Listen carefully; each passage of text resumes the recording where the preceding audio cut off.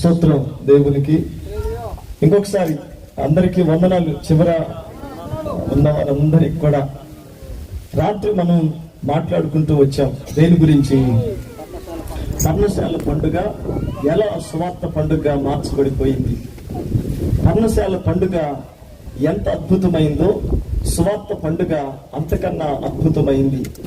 పర్ణశాల పండుగలు కృప ఉంటే సువార్త పండుగలు అధిక కృపని మనం చూస్తాం. పర్ణశాల పండుగలు మహిమ ఉందా అని అంటే సువార్త పండుగలు అధిక మహిమను, మహిమ వెంబడి మహిమను చూస్తాం.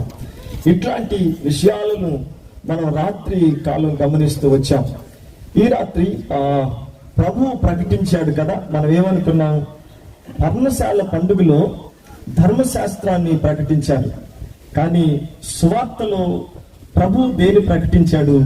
నా దగ్గరికి వచ్చిన వారికి దాహము తీరిపోతుంది, కడుపులో నుండి జీవ నదులు ప్రవహిస్తాయి అని చెప్పాడు.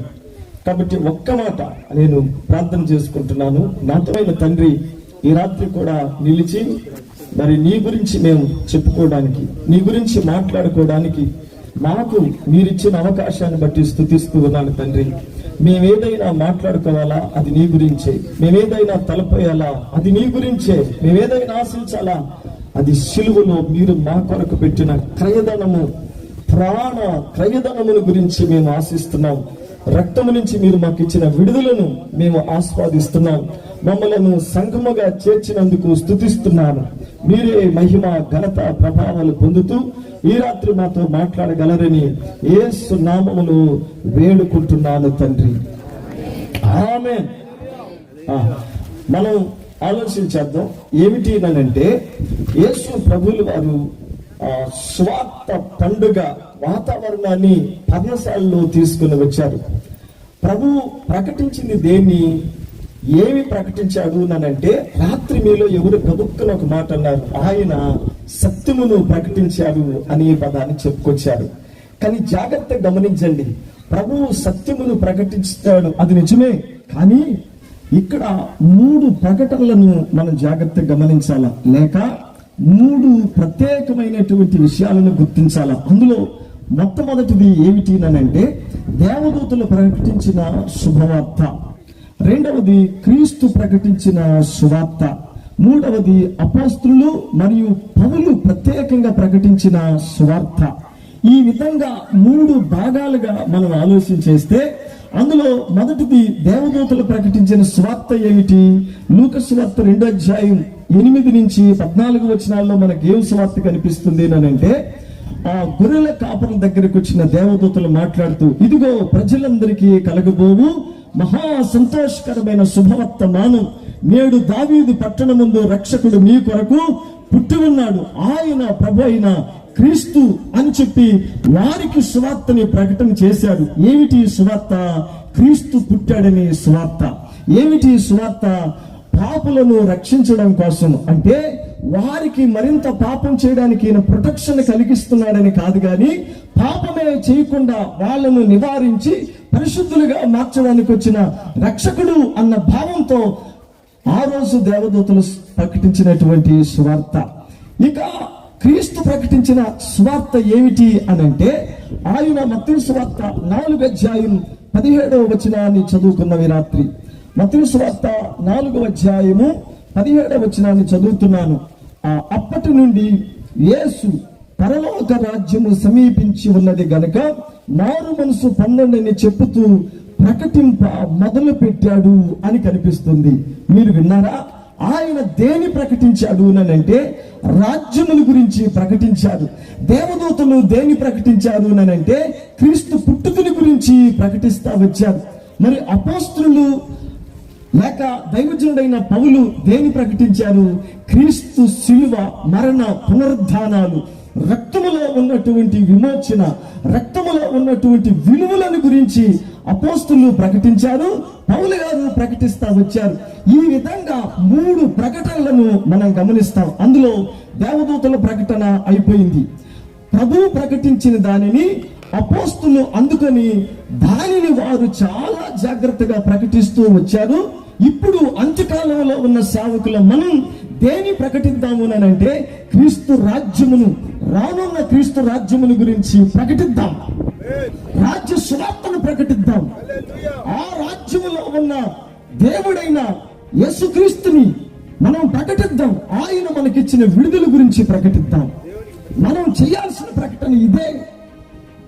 ఈ ప్రకటించేటువంటి వాతావరణంలో లేక ఆ ప్రకటించే విధానానికి పెట్టిన పేరేమిటి? మనం పెట్టుకున్న పేరు సువార్త పండుగలు, సువార్త వేడుకలు అని 2 రోజులు లేక అనుకొని జరిపిస్తూ వస్తున్నారు రక్షకుడైన యేసుక్రీస్తు సంఘం వారు, నెల్లిపూడి వారు.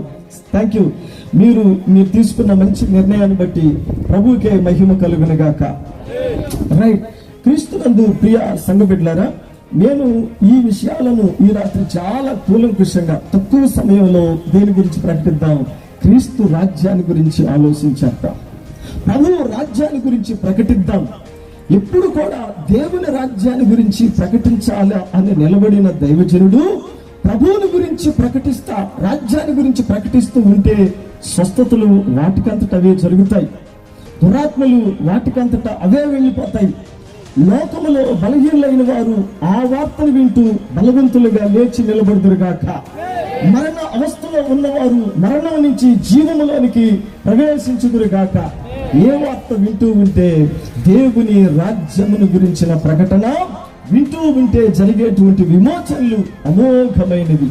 అంతేకాని రాజసువార్తను పక్కన పెట్టి ఓ మైక్ కట్టుకొని కారుకి తగిలించుకొని ఊర్ల మీద పడి రోగాలు ఉన్న వాళ్ళందరూ రండి మా హాస్పిటల్కి అన్నట్టు పిలిస్తే ఎంత ఎగతాళిగా ఉంది.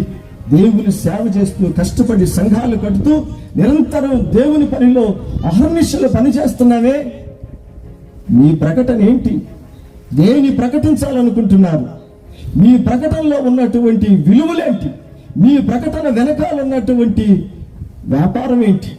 మా ప్రకటన ముందున్నది, వెనక ఉన్నది ఒకే ఒకటి, ప్రజలను దేవుని రాజ్యంలో ప్రవేశపెట్టడమే, దేవుని రాజ్యానికి నడిపించేటువంటిదే. అదే ప్రకటిద్దాం, దాని గురించే మాట్లాడదాం. రాజ్యమే ప్రజలను పరిశుద్ధులుగా చేయునుగాక. రాజ్యములో నివసిస్తున్న దేవుడే ప్రజలకు విమోచన అనుగ్రహించునుగాక. ఆమె. రైట్. ఇప్పుడు మాట్లాడదాం.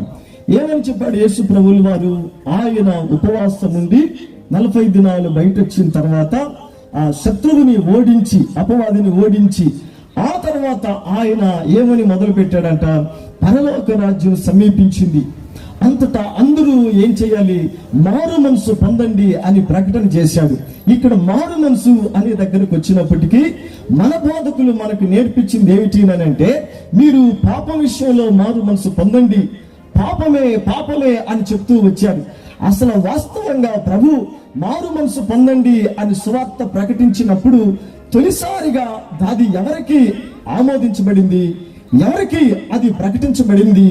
ఎవరి ముందు ప్రభు అటు మాట్లాడాడు అంటే, అప్పట్లో ఉన్నటువంటి పరిశీలతో, అప్పట్లో ఉన్నటువంటి సద్దుకైలతో, ఆ కాలంలో ఉన్నటువంటి శాస్త్రులతో, జలోతీలతో, హెరోదీలతో, ఎసేనీలతో ప్రభువు నిలబడి మాట్లాడుతూ, మీరు మార్పు పొందాలా, మీరు ఆలోచిస్తున్న ఆలోచనల నుంచి మీరు బయటికి రావాలా, మీరు అనుకుంటున్నది పొరపాటు అని సద్దుకైలతో మాట్లాడుతున్నాడు, పరిశీలతో మాట్లాడుతున్నాడు, ఎసేనీయులతో మాట్లాడాడే, జలోతీలను హెచ్చరించిన నా ప్రభు గట్టిగా చెప్పాడు, మీరు ఆలోచిస్తున్న విధానాల్లో నుంచి మీరు తప్పకుండా బయటికి రావాలి అని చెప్పాడు. ఏమిటి ఆలోచించింది అంటే, మనకు రాజ్యం పోయింది కదా ఇశ్రాయేలీయులకి, పోయిన మన రాజ్యాన్ని మనం తిరిగి సంపాదించుకోవాలి అంటే మనం రాజకీయం నేర్చుకోవాలా అని ఒక వర్గం అంటూ ఉంది. మరికొంతమంది మనం ప్రత్యేకంగా యూద మతాన్ని కాపాడుకోవడానికి మనం రోమీలతో ఎదురు తిరగాల, ఇట్లాంటి ఆలోచన వారు కలిగి ప్రజలను ముప్పు తిప్పలు పెడుతున్నారు. ఏమంటారు? డినామినేషన్లుగా బోధకులు విడిపోయి ప్రజలను ముప్పు తిప్పలు పెడుతున్న బోధకులు ఉన్నప్పుడు ప్రభు అన్నాడు, మీ ఆలోచనలను పక్కకు తీసుకోండి, ఇప్పుడు దేవుని రాజ్యం సమీపించిందని సెలవిచ్చాడు ఆయన. ఇప్పుడు మీరు అనుకుంటున్న ఆలోచనల నుంచి మార్పు పొంది నా తట్టుకు రండి, దేవుని రాజ్యం పనిచేస్తుంది.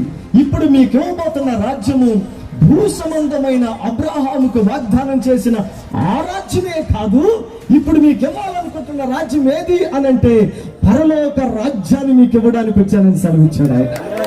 ఆమేన్. ఇప్పుడు పరలోక రాజ్యంలో మీరు ప్రవేశించడానికి, మిమ్మల్ని సిద్ధపరచడానికి తండ్రి నన్ను భూమి మీదకి పంపించాడు. ఇశ్రాయేలు 12 గోత్రాల వారులారా, మీరు నశించిపోతున్నారే, మీరు నశించిపోతున్న విషయాల్లో నుంచి మిమ్మల్ని బయటికి తీసుకుని వస్తున్నాను.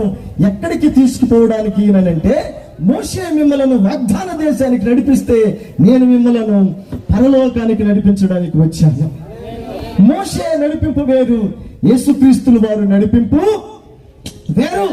మోషే ప్రకటించింది ఒక ప్రకటన, క్రీస్తు ప్రకటిస్తున్న ప్రకటన ఉన్నతమైన ప్రకటనే. ఆ ప్రకటన చేయడం కోసమే ప్రభువు నిలబడి ప్రకటించాడు కదా. ఏమని? పరలోకం సమీపించింది కాబట్టి మీరు ఏం చేయాలి? మారు మనసు పొందండి అని చెప్పి గట్టిగా వారికి ప్రకటించాడు ప్రభు. ఈ వార్తను ప్రకటించిన యేసుక్రీస్తుల వారి గురించి కాసింత లోతుగా ఆలోచించి మొదలు పెడతాం. ఎక్కడికి వెళ్తారు? ఇదే 4వ అధ్యాయంలో 23వ వచనాన్ని చూడండి. 23వ వచనం, యేసు వారి సమాజ మందిరములలో బోధించుచు దేవుని రాజ్యమును గురించిన స్వార్థను ప్రకటించుచు ప్రజలలోని ప్రతి వ్యాధిని, రోగమును స్వస్థపరుస్తూ గలిలయ అంతటా సంచరించెను. ఆయన కీర్తి సిరియా దేశమంతటా వ్యాపించెను. నానా విధములైన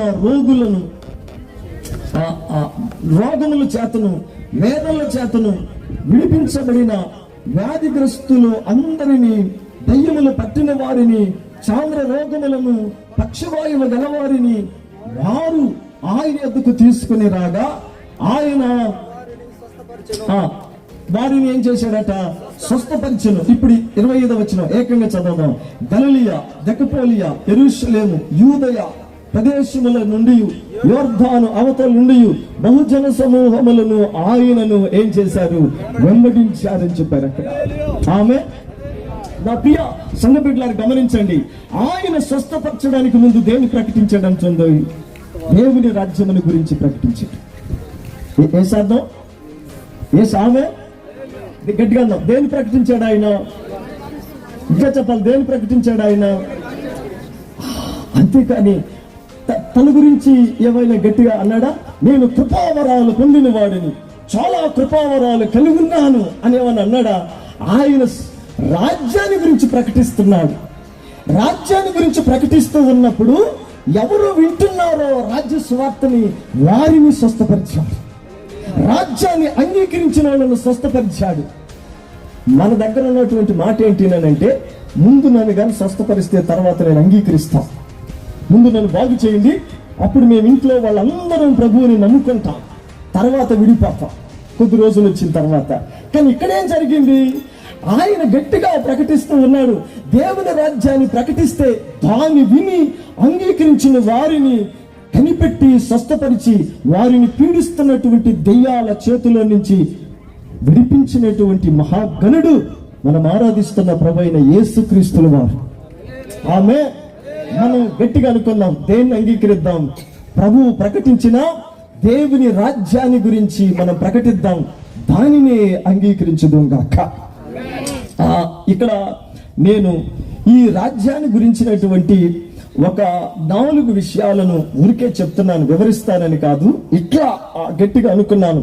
నెంబర్ 1 ఏంటి అంటే, దేవుని రాజ్యము ఒక స్థలమును చూపిస్తూ ఉంది. దేవుని రాజ్యం ఏమిటి? ఒక ప్రత్యేకమైన స్థలం అని మనం గుర్తించాలా. రెండవది, దేవుని రాజ్యం ఏమిటి? అది నమ్మిన వారి యొక్క స్వాస్థ్యముగా పరిగణించబడింది. తర్వాత మూడవది ఏమిటి? దేవుని రాజ్యము ఒక సమాజాన్ని భూమి మీద స్థాపించడానికే సమీపిస్తూ ఉంది. రైట్. ఇక నాలుగవది ఏమిటి? దేవుని రాజ్యం ఒక యుగాన్ని చూపించడానికి మనకు సమీపిస్తూ ఉంది. అదే ప్రభువు చెప్పినటువంటి సువార్త, అదే ప్రభువు మాట్లాడడానికి ఇష్టపడినటువంటి సువార్త. ఈ 4 విషయాల్లో ఒక్కొక్క దాన్ని తేలిగ్గా చెప్ప ప్రయత్నం చేస్తాను. మొదటిది ఏమనుకున్నాం? దేవుని రాజ్యము చెప్తాం. దేవుని రాజ్యము ఒక స్థలమును చూపిస్తూ ఉంది. ఈ స్థలంలో ప్రవేశించాలి అంటే కొన్ని అర్హతలు ఖచ్చితంగా కావాలి. దేవుని రాజ్యంలో ప్రవేశించడానికి అర్హత కావాలి. చాలా కాలం క్రితం ఒక మనుషుడు నాతో మాట్లాడుతూ యోహానన్న అమెరికాకు వెళ్ళే అవకాశం వస్తే మీరు వెళ్తారా అని అడిగాడు. అతనితో అన్నాను, అమెరికా దేశానికి వెళ్ళాల్సిన అవసరం నాకేంటి, అమెరికా దేశంలో సంచరించాల్సిన అవసరాలు నాకేముంటాయి అని అంటే, సరే పానీలే, అమెరికాకి వెళ్ళాలంటే ఏం కావాలి అర్హతలు అంటే ఆయన చెప్తూ ఉన్నాడు. వీసా అని చెప్పాడు, పాస్పోర్ట్ అని చెప్తున్నాడు, ఇంకా ఏవేవో విషయాలను మాట్లాడుతూ వచ్చాడు. నేను అన్నాను, అమెరికా వెళ్ళాలంటే ఈ అర్హతలే కావాల్సి వస్తే నా ప్రభువు ప్రకటించిన రాజ్యంలో ప్రవేశించాలంటే ఎలాంటి అర్హతను కలిగి ఉండాలి? నేను అమెరికాకి వెళ్తే తిరిగి మళ్ళా వచ్చేస్తాను, కానీ దేవుని రాజ్యానికి వెళ్తే ఇక తిరిగి రాను. ఎందుకంటే ఇది నచ్చదు, అదే నచ్చుతుంది, అక్కడే యుగాలు ఉండిపోవడానికి నేను అక్కడ ఇష్టపడిపోతాను. నాకు కావాల్సింది దేవుని రాజ్యము. స్తోత్రం దేవునికి. ఈ భూమి మీద ఉన్న ఏదో ఒక రాజ్యానికి వెళ్తే మళ్ళా తిరిగి స్వస్థలానికి రావాలి, కానీ నేను నమ్మిన నా ప్రభు ఇచ్చే రాజ్యానికి వెళ్తే ఇక తిరిగి రాను. ఎందుకంటే అక్కడ ఏడుపు లేదు, ఆకలి లేదు, అక్కడ వేదనలు లేవు, అక్కడ దేవుడే దీపమై ఉన్నాడు, దేవుడే ఆహారమై ఉన్నాడు. ఆయన ముఖకాంతిలో తేజస్సుతో అక్కడ వెలుగుతూ ఉంటాను. ప్రభువు సన్నిధిలో యుగ యుగాలు ఉండిపోతాను. ఎందుకు నాకు భూమి మీదకి తిరిగి రావాలి? నా స్వస్థలం అదే. దాని గురించే ప్రభువు ప్రకటిస్తూ వచ్చాడు. రైట్, స్తోత్రం దేవునికి. ఏమంటున్నాను? మొదటిగా ఏమని చెప్పాను? దేవుని రాజ్యము ఒక స్థలాన్ని చూపిస్తుంది. ఇక్కడికి వెళ్ళాలంటే అర్హత ఏమిటి? చాలా చాలా తేలికైన విషయాలే. మీరు ముందు బాగా తెలుసుకున్న సంగతుల గురించే మాట్లాడుతున్నాను.